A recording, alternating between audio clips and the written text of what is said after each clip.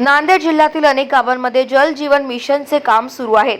मात्र ही कामं बोगस झाल्याच्या अनेक तक्रारी प्रशासनाकडे आल्या आहेत.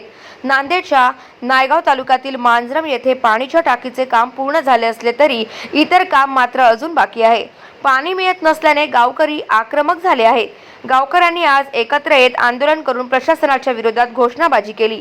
पाणी पुरवठा योजना पूर्णत्वास न्यावी, संबंधित कंत्राटदाराची चौकशी करून गुन्हा दाखल करण्यात यावा आणि पाईपलाईनच्या कामासाठी खोदण्यात आलेले गावातील रस्ते दुरुस्त करण्यात यावे अशी मागणी गावकऱ्यांनी आंदोलनाच्या माध्यमातून केली आहे. ह्या योजनेची 2018 पासून या ठिकाणी मंजूर झाली, कामाला सुरुवात झाली. परंतु 18 पासून 2025 आलेलं आहे.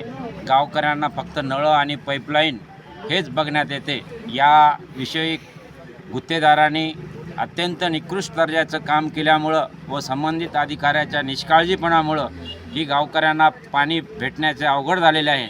त्याकरिता सर्व गावकऱ्यांचे एक म्हणणं आहे, ताबडतोब त्या अधिकाऱ्यावर आणि संबंधित कॉन्ट्रॅक्टवर गुन्हा दाखल करून रखडलेलं काम पुन्हा सुरुवात करावं ही या गावकऱ्यांची मागणी आहे. पाणी पुरवठा 2018 पासून काम सुरू झालेलं आहे, 2025 आलेलं आहे, तरी पण अद्याप काम झालेलं नाही. जे अर्धवट काम झालेले अत्यंत बोगस झालेलं आहे. त्याच्यामुळे गावकऱ्यांच्या मनामध्ये कॉन्ट्रॅक्टर आणि अधिकाऱ्याच्या विरोधात प्रचंड आक्रोश आहे. त्या प्रचंड आक्रोशाचंच रूप आजचं आंदोलन होतं आणि आम्ही या आंदोलनातून एकच मागणी केलेली आहे, ती योजना आहे ते परिपूर्ण करावी आणि संबंधित कॉन्ट्रॅक्टरवर गुन्हे दाखल करण्यात यावे आणि जे रस्ते खणलेले आहेत ते रस्ते दुरुस्त करण्यात यावे आणि आमच्या दारामध्ये पाणी आणावं.